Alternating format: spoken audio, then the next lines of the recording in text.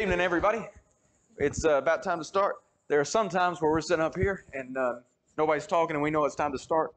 And then there are other times we're sitting up here and everybody's talking and you hate to interrupt. But we've got big things to do tonight. We're studying the book of Genesis. So really excited about that.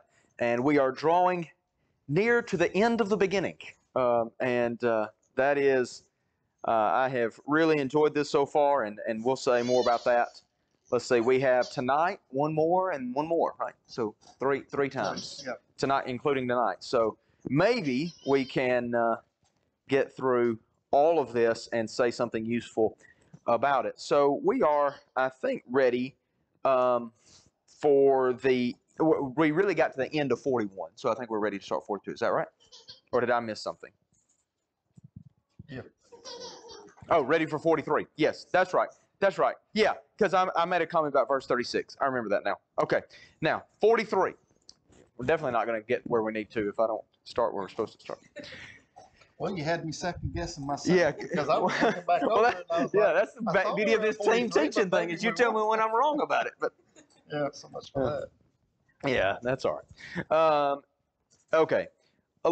So at the end of 42, they're ready to go back to Egypt, right? Because they've run out of bread for this time and they need to go back. Reuben makes this wild offer of if we don't come back, you take my two sons and kill them. And Jacob's like, well, let's hold off on that, Reuben, since you're a crazy person, obviously. Let's move on. And so he says, no, you're not going. And I want you to know this phrase, you would bring my gray hairs down with sorrow to Sheol. He has already said something similar about that with regards to Joseph having died, right? I'm going to go down to Sheol. And so in 43, we said that the famine is not letting up. Now, here's the interesting thing. Joseph knows how long the famine's going to last.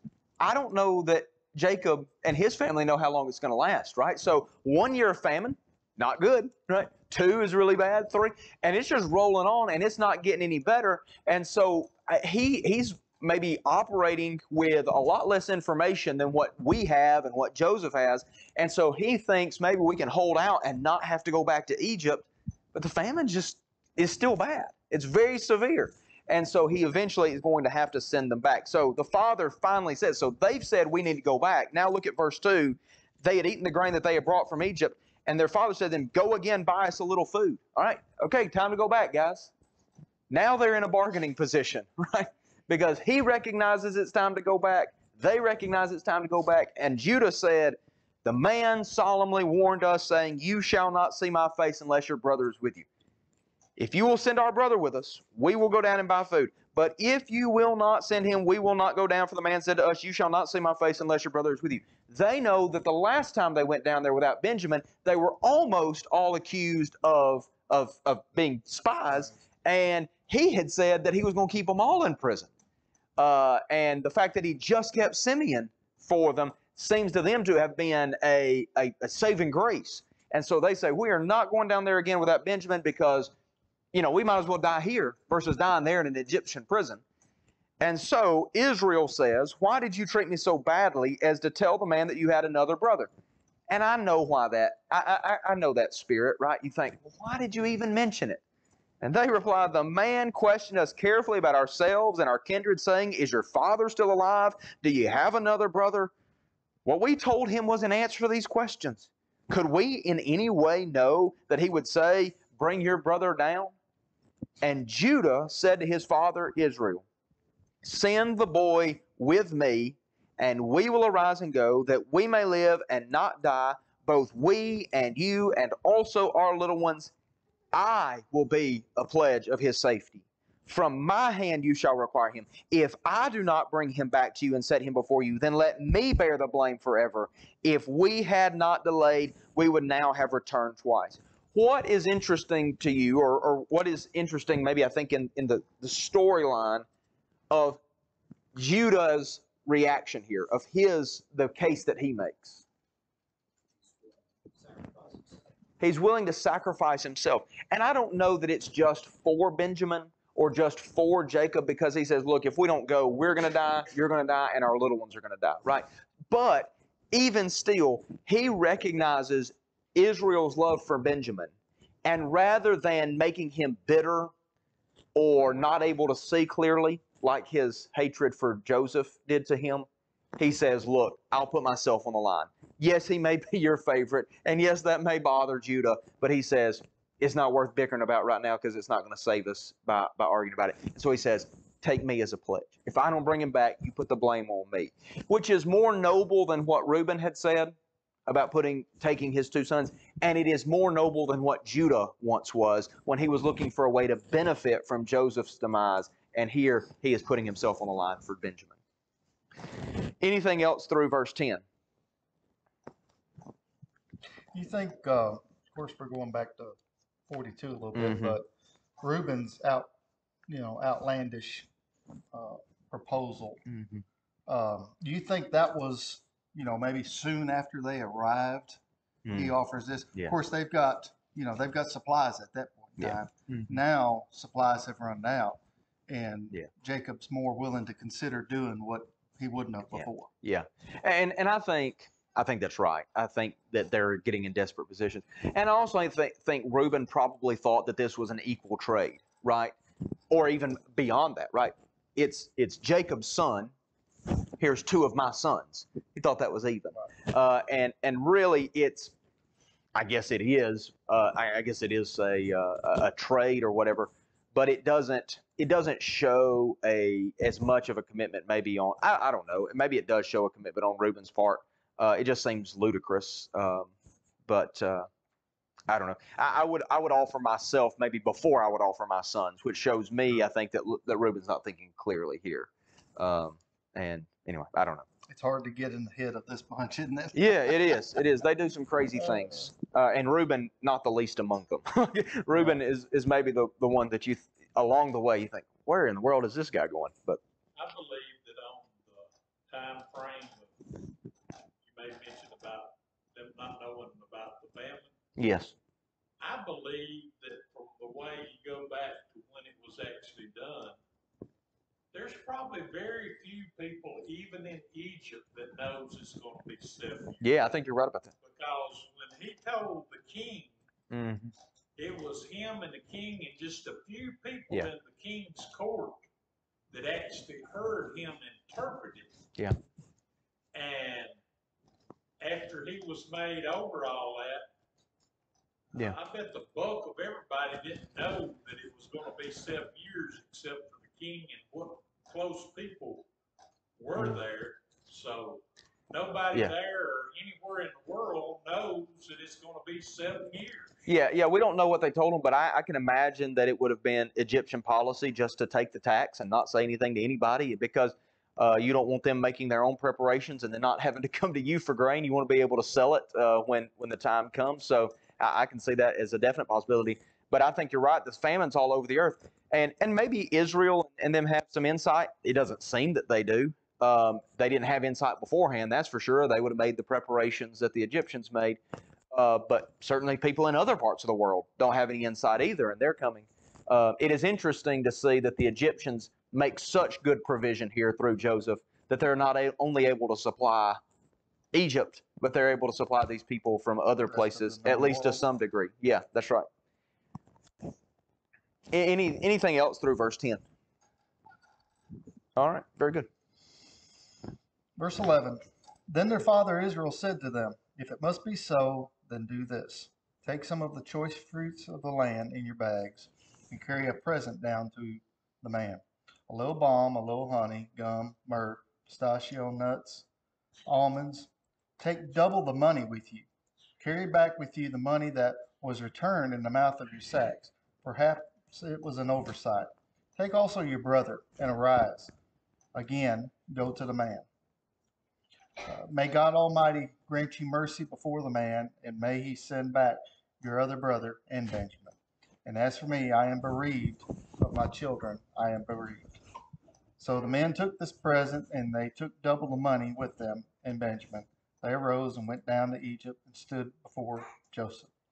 When Joseph saw Benjamin with them, he said to the steward of his house, bring the men into the house and slaughter an animal and make ready for the men are to dine with me at noon. The man did as Joseph told him and brought the men to Joseph's house. And the men were afraid because they they were brought to Joseph's house, and they said, "It is because of the money which was replaced in our sacks the first time that we are brought in, so that he may assault us and fall upon us to make us servants and seize our donkeys." So they went up to the steward of Joseph's house and spoke with him at the door of the house and said, "Oh, my lord, we came down the first time to buy food. And when we came to the lodging place, we opened our sacks, and there was each man's money in the mouth of his sack, our money in full weight. So we have brought it again with us. We have brought other money down with us to buy food. We do not know who put our money in our sacks." He replied, "Peace to you. Do not be afraid. Your God and the God of your father has put treasure in your sacks for you. I received your money." Then he brought Simeon out to them. And when the man had brought the men into Joseph's house and given them water, they had washed their feet. And when they had given their donkeys fodder, they prepared the present for Joseph's coming at noon. So they heard that they should eat bread there. Okay, so I'll stop right there. So Jacob agrees to this ordeal, and he says, not only that, but let's take some presents, let's take some gifts with us. That way, we can try to assure that both my sons will come back. I'm gonna make the best offer and the best presentation here to try to smooth things over into both my sons that are in jeopardy, bring them back. So they take the gifts and they journey on their way. They get to Egypt and come before Joseph, and then they find they're going to die. And of course, this is kind of a curveball they're thrown here. They weren't prepared for this, and of course, here they have somewhat guilty conscience, and they're thinking, "Oh, brother, we're in trouble." They know about us taking our provisions last time, and they weren't paid, even though it was an honest mistake. They're thinking that they're going to be made prisoners, so they try to explain things away quickly, for Joseph's servant. And of course, he says, everything is good. Your God is with you, and He's protected you. And I had that money. I'm the one who did that. So he brings Simeon out, and they clean up, and they're prepared to dine with Joseph. Yeah. So I read one note that said talking about what they took down with them. So the gift was nice, the money was right. I think they thought that this was appropriate to take it back, since this was to pay for what they had last time, and the brother was necessary. So the gift was nice, the money was right, and the brother was necessary. And it's interesting in verse 11, 12, and 13, carry a present, take with you the money. Verse 13, take also your brother. And then in verse 15, they took the present and double the money, and Benjamin, their brother. And so you see that they are doing everything, as Mr. Gerald said, to make sure that they get a warm reception when they go back down to Egypt. And they get a warmer reception than they thought they were going to get, at least based on their first experience. So anything else through verse 25?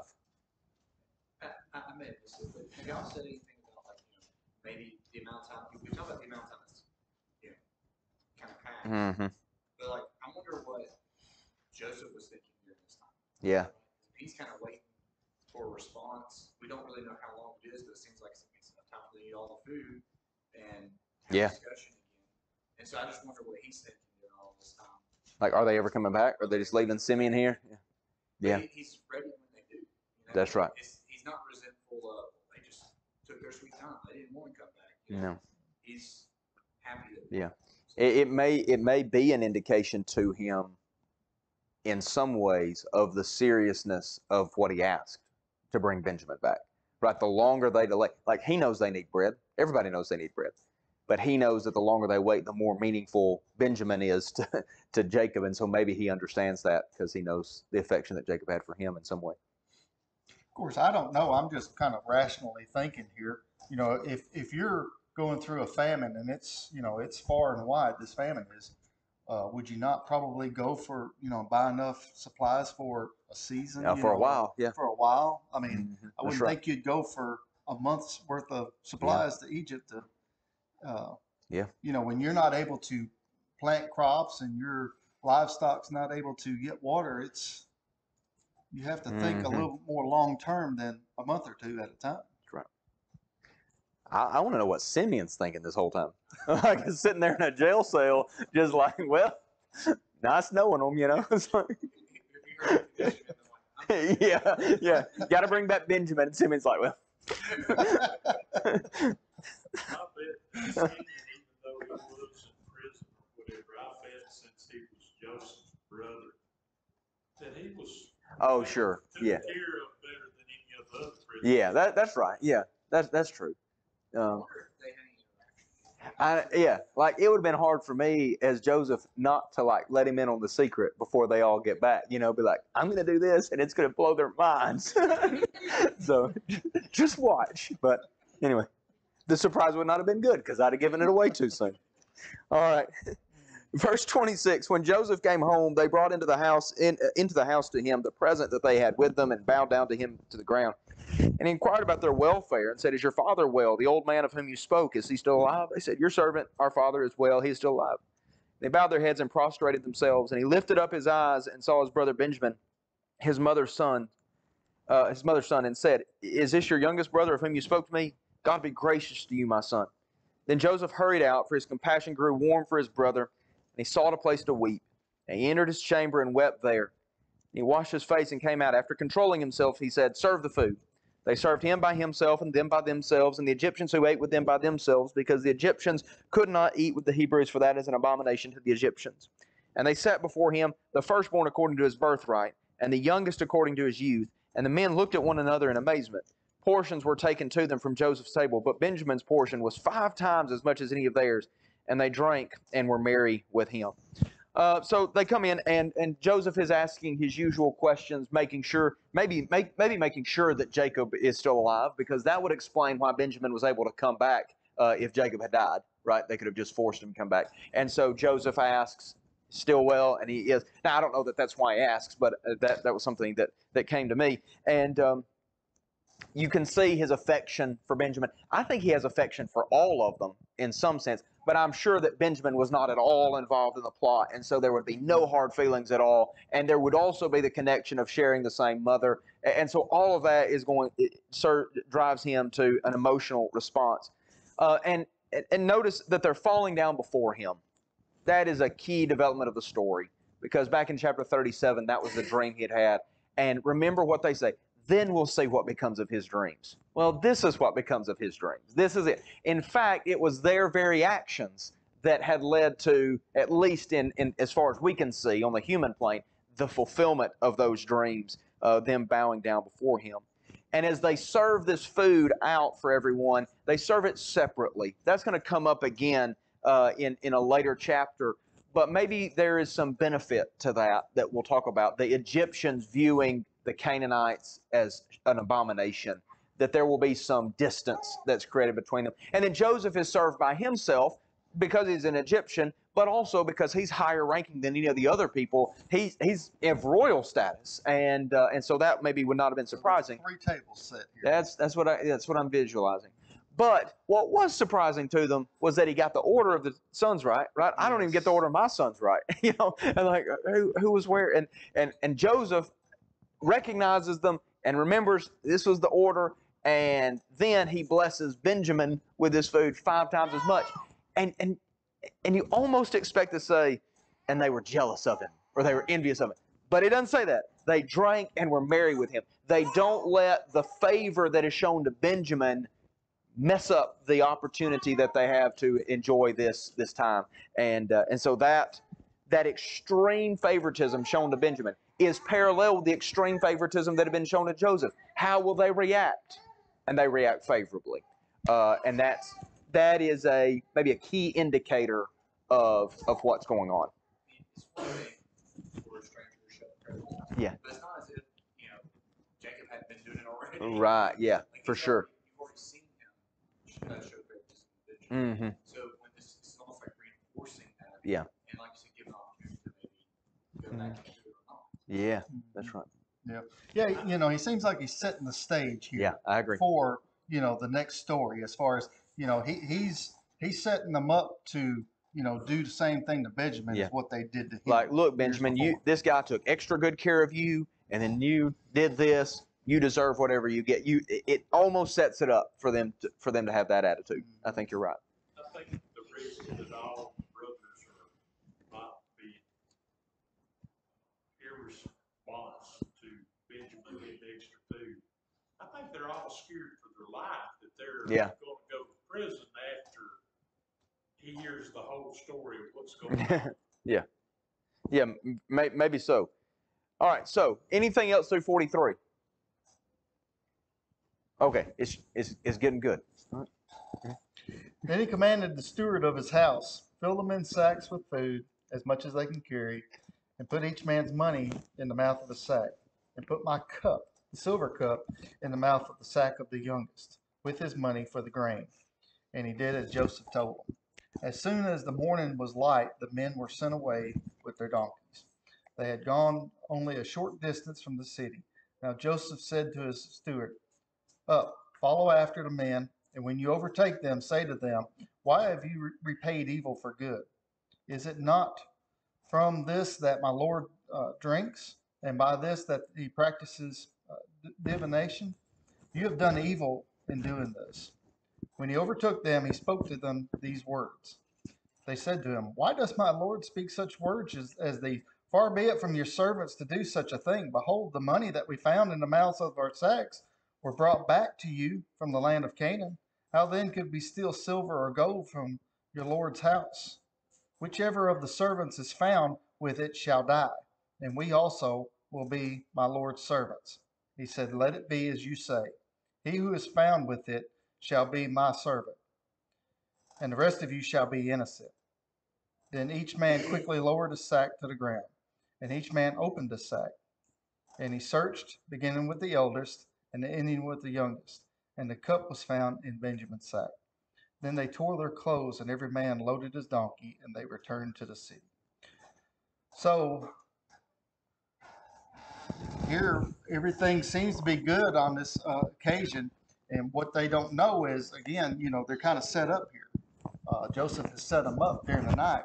And as they take leave that morning, they journey out, and you got to imagine they're, probably leaving on a high note. I mean, they have both brother Simeon and Benjamin both with them. They had a good time, like you mentioned before. Wasn't anything like the first occasion where they were accused of, wrongdoing from the very beginning. But everything has went really well, smooth going, and they're on their way out. They got to be leaving on a high note, and then they're run down. The servant of Joseph runs them down, and accusations come to them. And of course, they know none of them did this. They were all together that night, I'm sure, but they all knew that they hadn't done this thing, taken of the Joseph's cup, silver cup, and it seems that here they're dogmatic. They're able to make a strong proclamation, say, let the man who took it die. That's how confident they were in that they hadn't taken it. And so servant said, well be. So they began looking through the sacks from the oldest to the youngest, and behold. I'm sure as they were going through the sacks, every sack that they went through and it was empty, they were feeling more confident and more confident and more confident until it come to Benjamin's, and then their heart just sank. So what are they going to do? Here's the occasion. Because after all, what did the servant of Joseph's servant tell him? Did he want them all as servants?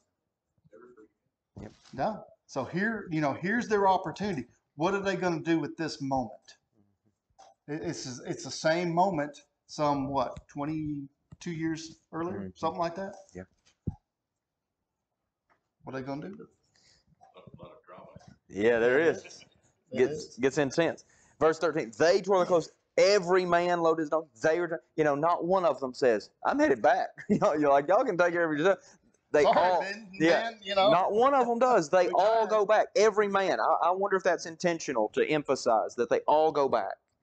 So verse 14, when Judah and his brothers came to Joseph's house, he was still there. They fell before him to the ground.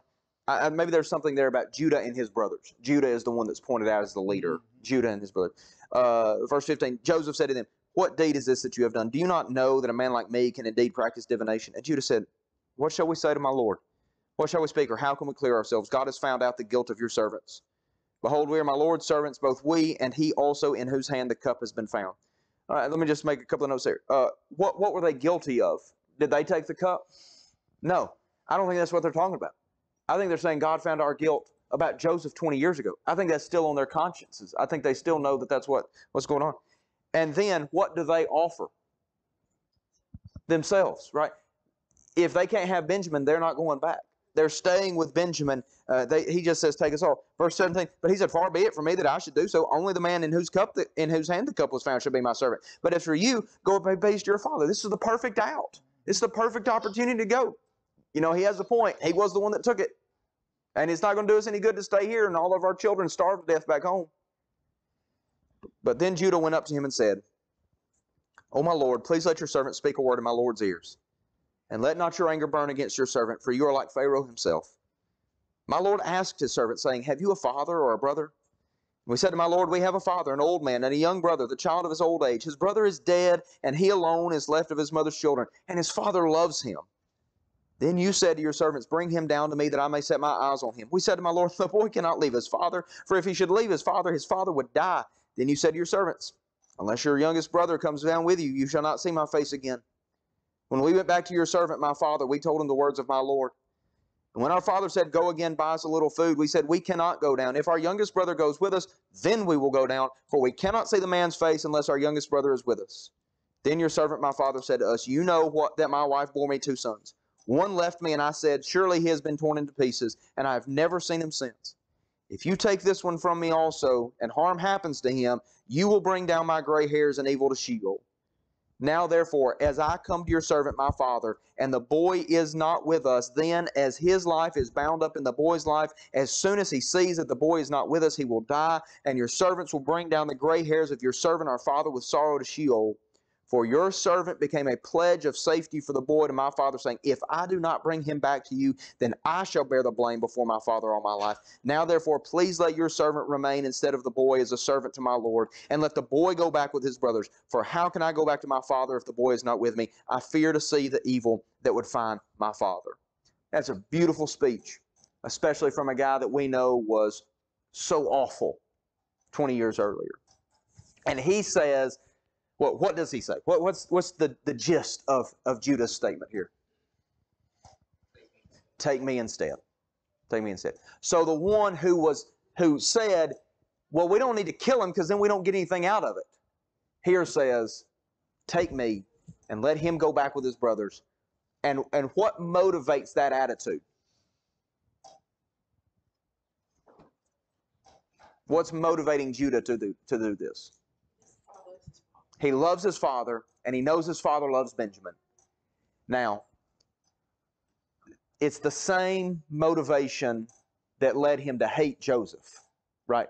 That his father loved Joseph. And I think Judah loved his father, but he saw that his father loved Joseph, and so he hated him. And here, he loves his father, and he knows his father loves Benjamin, and he knows that he would rather have Benjamin come home than him come home. And he says, let me stay. Man, I don't know. Like, that is it's as selfless as it gets, right? To say that my concern for my father and my concern for the well-being of my family means that if the choice is between living in here in prison and my father being okay and me going back home, being with my family, but the blame of my father resting on me for the rest of my life, then I'll just stay here in an Egyptian prison. I'll be your servant for the rest of my life. And so you can see why Joseph will get emotional in chapter 45. Any thoughts through 44? I didn't say everything that could be said, but it kind of speaks for itself in some ways. You know, obviously when this happened with Joseph the years prior, when he was sold, these men were a lot younger, and they really had no grasp on the gravity of the situation. You know, they've had a lot of years to witness their father's grief over Joseph and to, you know, absorb that and digest that. And I'm sure that's weighed pretty heavily on them. That, you know, that's a guilt that, you know, here, as you said, when they're talking, they're bringing that guilt up. Still, they're still living that guilt That's right. out in their lives. They haven't Yeah. overcome that yet, and so they've learned a lot from that experience. Yeah, that's right. Anything else through chapter 44? All right. Then Joseph could not control himself before all those who stood by him. He cried, "Make everyone go out from me." So no one stayed with him when Joseph made himself known to his brothers. And he wept aloud, so that the Egyptians heard it, and the household of Pharaoh heard it. And Joseph said to his brothers, "I am Joseph. Is my father still alive?" But his brothers could not answer, for they were dismayed at his presence. So Joseph said to his brothers, "Come near to me, please." And they came near. And he said, "I am your brother Joseph, whom you sold into Egypt. And now do not be distressed or angry with yourselves because you sold me here. For God sent me before you to preserve life. For the famine has been in the land these 2 years, and there are yet 5 years in which there will be neither plowing nor harvest. And God sent me before you to preserve for you a remnant on earth, to keep alive for you many survivors. So it was not you who sent me here, but God. He has made me a father to Pharaoh, and Lord of all his house, and ruler over all the land of Egypt. Hurry and go up to my father and say to him, Thus says your son Joseph, God has made me Lord of all Egypt. Come down to me, do not tarry. You shall dwell in the land of Goshen, and you shall be near me, you and your children and your children's children, and your flocks and your herds, and all that you have. There I will provide for you, for there are yet 5 years of famine to come, so that you and your household and all that you have do not come to poverty. And now your eyes see, and the eyes of my brother Benjamin see, that it is my mouth that speaks to you. You must tell my father of all my honor in Egypt, and of all that you have seen. Hurry and bring my father down here. Then he fell upon his brother Benjamin's neck, wept, and Benjamin wept upon his neck. And he kissed all of his brothers and wept upon them. After that, his brothers talked with him. Okay, we'll stop right there. So he reveals himself here. Joseph cannot contain himself anymore, especially after the moving speech that Judah gives to him. He realized that these men are different men than the men of 20 some odd years ago. And so he tells them, I'm Joseph, I'm your brother. And how do they take that? How would anyone take that? Never in a million years would you expect something like this to turn out. But they're dismayed at his presence. And so he tells them, he says, don't blame yourselves. God, what you did, you played a part in, but God had good intended in this. And he designed it so that I should preserve life. And, there are only 2 years into this famine. There are 5 more. Go back, get our father, get your children, get their children, get all your livestock, get all that you have, and bring it back to Egypt. I'm going to take care of you. I'm going to keep you and see you through this.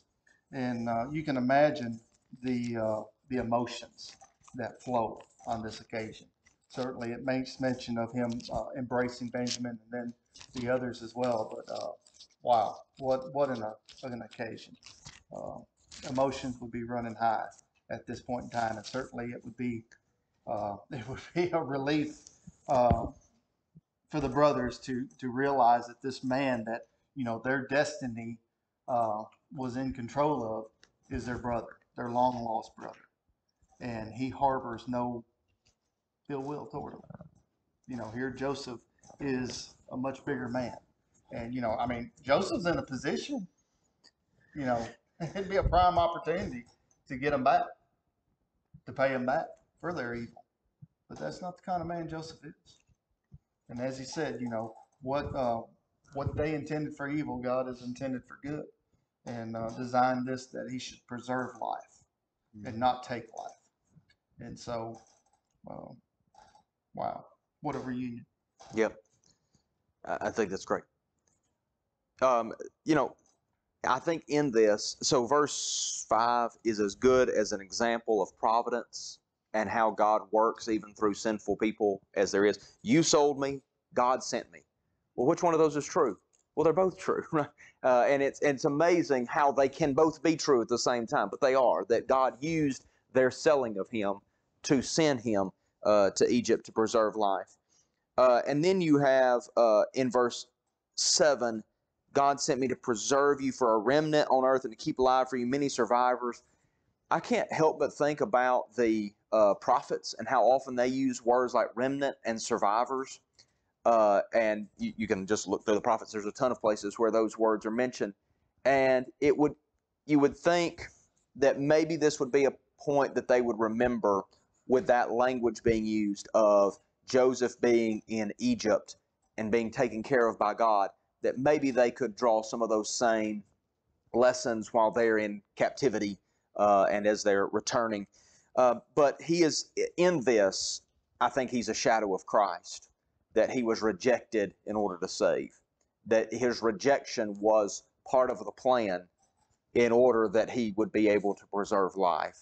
And I think you see that especially in Acts 7, 9 through 14, where in Stephen's sermon he points to Joseph as maybe the premier example of here was one, your own brother that you rejected, and he ended up being the means by which you were delivered. And that's just one example among many of in the history of God's people, how they had rejected God's chosen deliverers. And he says, of course you rejected Jesus because he was God's chosen deliverer, but he did that so that he could preserve life in a much more important way. Notice verse 8. Does everybody say he has made me a father to Pharaoh? Does anybody, any translations say something different than that?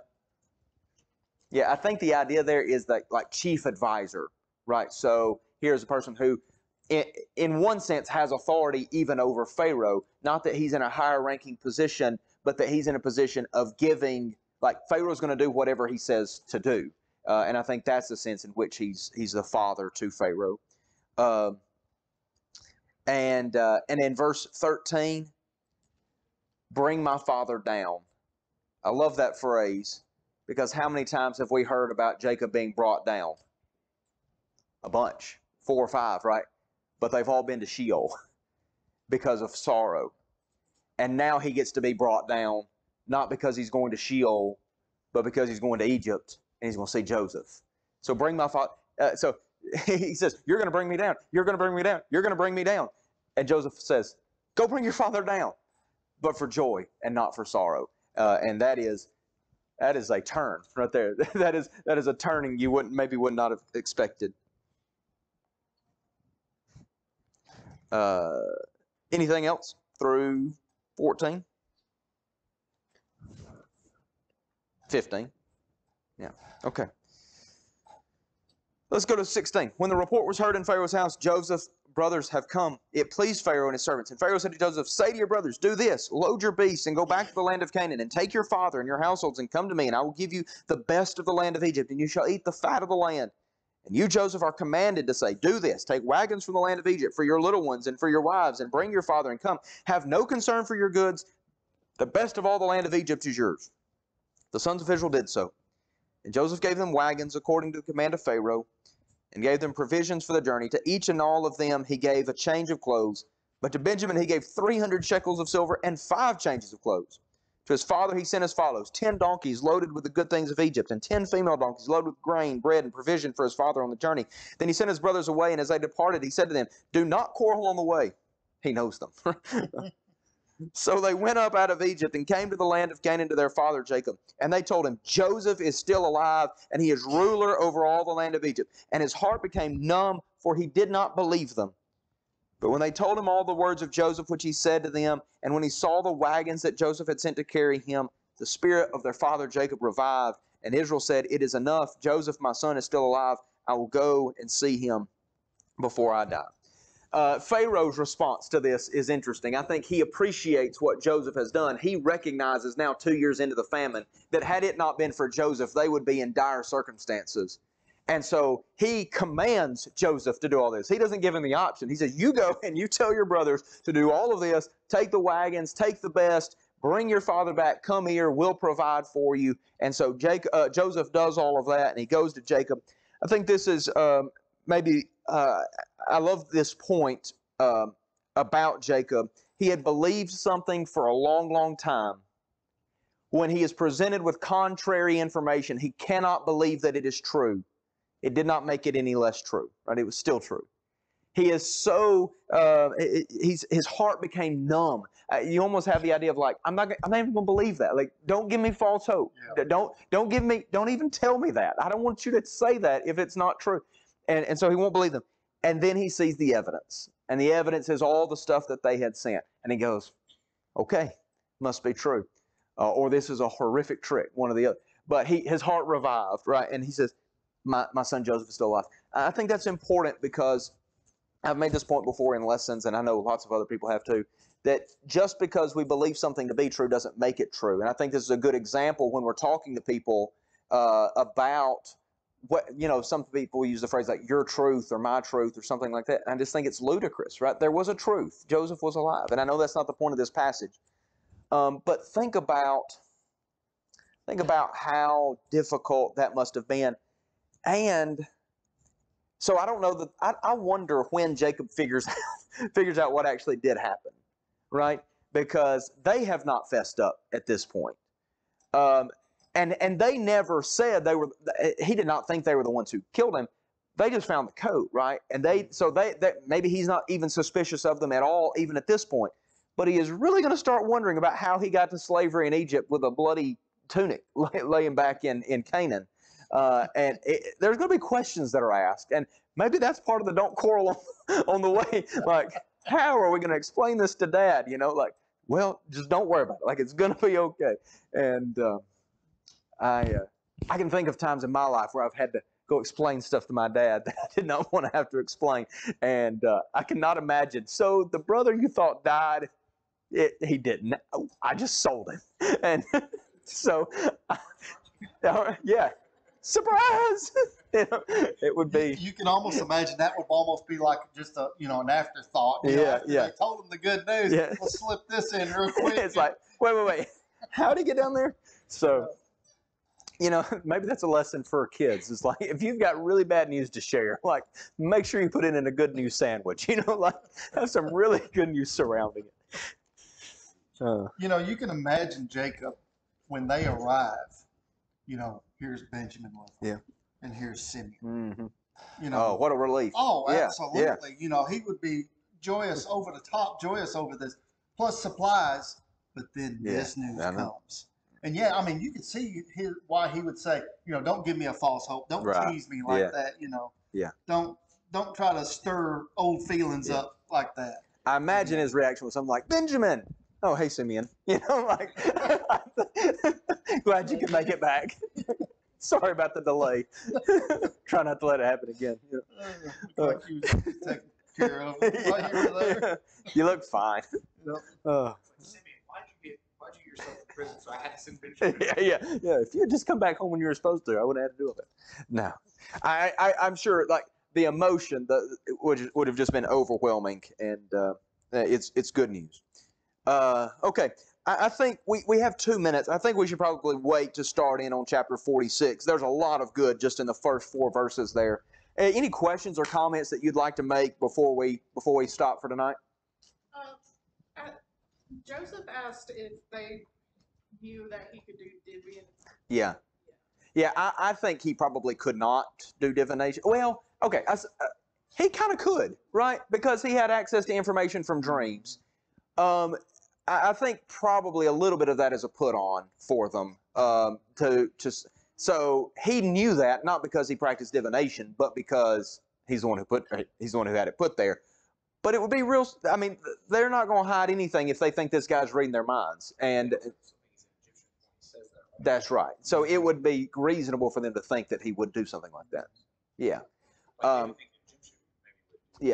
Yeah, and he demonstrates, I think, through this that he has faith in the God of Jacob.